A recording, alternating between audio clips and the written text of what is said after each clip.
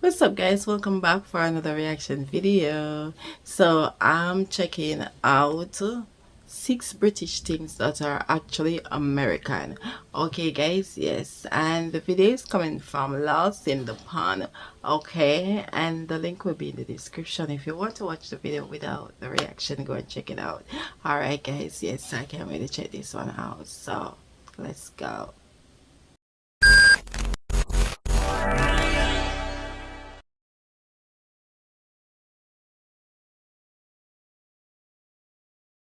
Hello, I'm Lawrence and I'm on a quest to uncover all of the memos that Britain and America lost in the pond, and one of those memos pertains to things and stuff. Specifically, things and stuff that are widely synonymous with one country but, unbeknownst to most of us, were invented in the other.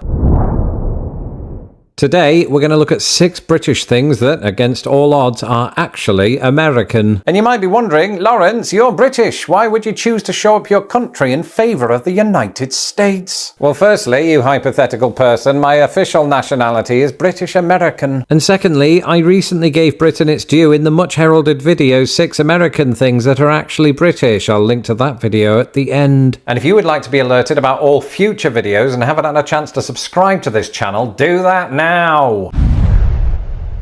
In the meantime, allow me to inflate your brain with facts so beautiful they belong in the Louvre or the discount bins at Walmart.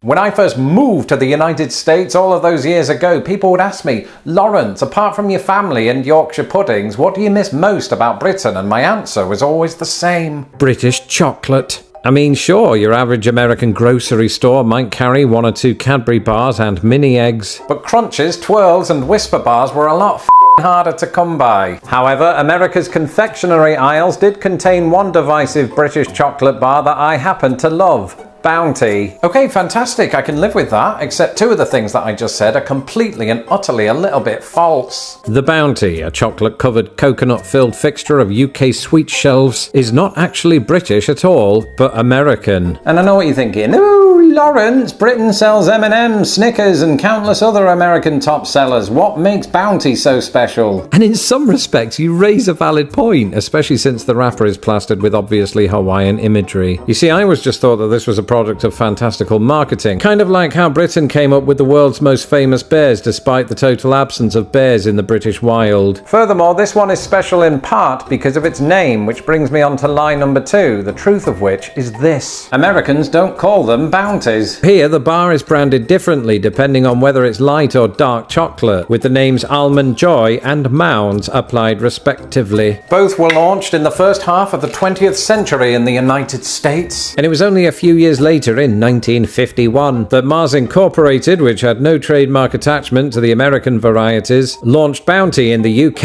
and Canada as straight-up imitations. Sandwiched in between the launch of these sugar-laden chocolate bars was an even bigger killer: World War Part 2. Thankfully, as an antidote to the... Wow, that's crazy. Because I love Almond Joy. I love it. I love that. Whenever I go to America, that's the chocolate that I always go for, guys. Yes, they sell them here as well as Almond Joy. Okay, guys. Yes, but I guess when I go to the UK, I would have to look for Bounty because I love that chocolate for real, for real, for real, for real. That's crazy though. I love it. Have like a coconut and the almond inside. Like it's just really delicious to me.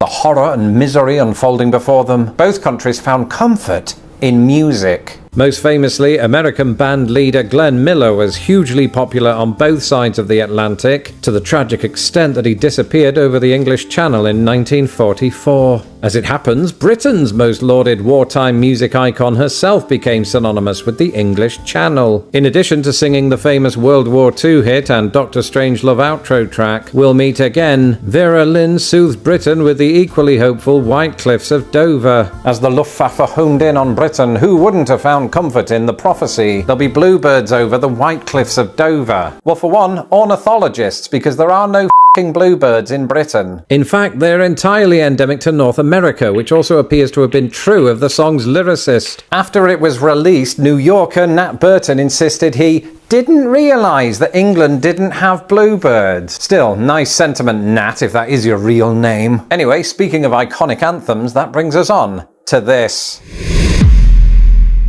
Few things are more British than football, a sport whose origins can be traced back to ancient China. Really? Okay, fine, but few things really are more British than football chants and songs. And perhaps the most iconic anthem in the whole of English football is You'll Never Walk Alone. Appropriately, given the song's title, it is also synonymous with more than one British club, with supporters of both Celtic and Liverpool belting it out before kick-off. In fact, the song is so inextricably linked to Liverpool in particular that those 4 words can be found on the club's badge. It is used in reference to the successful 1963 version by Jerry Andor the Pacemakers. At the time, Jerry Andor the Pacemakers were a popular group from Liverpool, perhaps second only to the auto cues failed. I suppose the people are never going to know the identity of that other group now, and so the song and everything it represents is as Liverpudlian as Albert Dock, except it isn't. You see, unlike the band formerly known as the Quarrymen, Jerry Andor the Pacemakers did not write their first few hit singles. And this included You'll Never Walk Alone. But then you knew that if you happen to be a fan of musicals. I once played Prince Dauntless in Once Upon a Mattress, so it's a touchy subject. The piece was in fact the brainchild of American songwriting duo Rodgers and Hammerstein, who included the track on their Broadway smash Carousel. So how did it come to be an anthem for England's most trophy-laden club? Well, by 1963, Jerry Marsden, this time without his pacemakers, is said to have played a demo to Liverpool's legendary manager Bill Shankly, who was like, "That is an absolute banger, mate. Inject that shit into my veins." Now, we haven't verified the validity of that quote, but rest assured it was along those lines. Later that year, the song, along with other chart hits of the day, made it onto the terraces of Liverpool's Anfield Stadium. And unlike those other songs, it hasn't left since. That's right, even the poppies that are worn by us Brits in the lead up to Remembrance Day aren't actually British. But don't take my word for it, instead. Wow, that's fascinating for sure, guys. Yes, because I always thought that what song was definitely from England, that it was England written, England song, sing, yes, so the UK, yeah. Wow, You Never Walk Alone, that song is so popular. Everyone practically know that song. I'm surprised for sure. Here's me from a year ago discussing it on a YouTube short that you probably missed. Moina Michael was an American professor who pioneered the idea of commemorating soldiers with the red poppy. She'd been inspired to push for it after reading the famed poem In Flanders Fields by John McCrae, himself a Canadian lieutenant colonel. While teaching a class to disabled World War I servicemen at the University of Georgia, Moina saw an opportunity to engineer financial support for the wounded by selling poppies. As a result of her efforts, the American Legion Auxiliary and the British Legion Appeal Fund both formalised the poppy as a symbol of remembrance from 1921. While Britain widely persists with the symbol more than a century later, America has long since phased out the November 11th poppy, with some choosing to wear one during May's Memorial Day. Thanks, Past Lawrence, my neck hurts. And now, just like my mate Daz after an hour on the beach, we go from something red to something even more red. But Father Christmas, one of Santa's... I'm surprised about the puppy, for sure. I'm surprised because we know we do it here, the puppy, we're the puppy. Because, you know, we, England, Jamaica, England, yeah, we do the puppy too. But I never knew America was associated with the puppy as well, wearing it. This video is surprising. This video is surely surprising. Pseudonyms while delivering presents in Britain didn't always wear that particular colour. But as I said in 1987 when Santa brought me a protein pack instead of a proton pack, back up there, mate. Because who was Father Christmas actually? Well, I won't bore you with all of the details because I already did that in this video. But in a nutshell, it went like this. From English folkloric tradition, Father Christmas was indeed the personification of Christmas. Historically, he went by several names, including Christmas Lord, Prince Christmas, and I'm not making this one up, Captain Christmas. But when settlers boarded ships for the New World, they didn't take Captain Christmas with them, presumably opting for an actual captain. There are two big reasons for this. Number one, 17th century Puritans in England had declared Christmas an affront to God, even banning it at one point. And number two, Puritans in New England kind of viewed things the same way. And so many Christmas traditions were shelved, including Father Christmas. But fear not, because 200 years later, with Puritan influence having long since waned, he returned. However, by the time he was revived by the Victorians, who often depicted him in green robes and a crown ordered on eBay, the US had moved on to other things, such as the Dutch figure Sinterklaas. And at this point you might be thinking, so what, Lawrence? You lied to us. All this tells us is that Father Christmas is still British. Correction, was still British.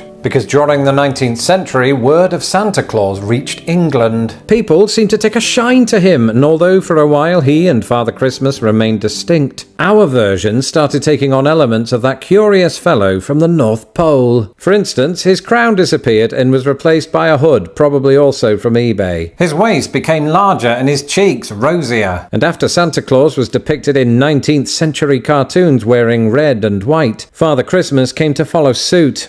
I didn't intend that pun, but gosh, it was good. And so today you could argue that he remains Father Christmas in name only, hence why a lot of Brits just call him Santa Claus.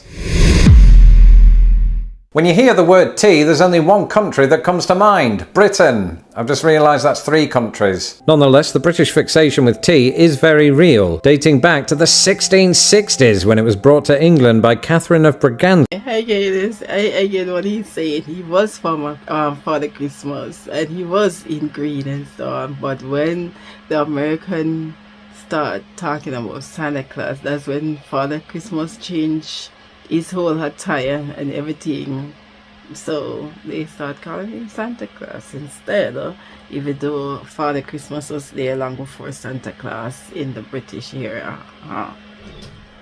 The future Queen of England. Just over a century later, Britain was so enamored with tea that Americans in Boston famously copied us by hosting a tea party of their own. And on a personal note, the one thing that Americans assume most about me is that I prefer tea to coffee, which is only true if I've had 3 coffees. That said, British people do generally love their tea, whereas Americans, more often than not, are indifferent. Instead, the latter love their lattes. And so it will surprise absolutely everybody to learn that tea bags were invented not in Britain, but Milwaukee. The first patent, or patent if you will, was filed in that city in 1903 by its inventors Roberta Lawson and Mary McLaren. Within 5 years, their idea caught the attention of New York importer Thomas Sullivan, who subsequently had them shipped around the world, the tea bags, not the inventors. Today, tea bags are a common household item in Britain, but Yorkshire tea, which is manufactured 80 miles from my English hometown, owes everything to 2 people 80 miles from this one. Behold US patent 723287,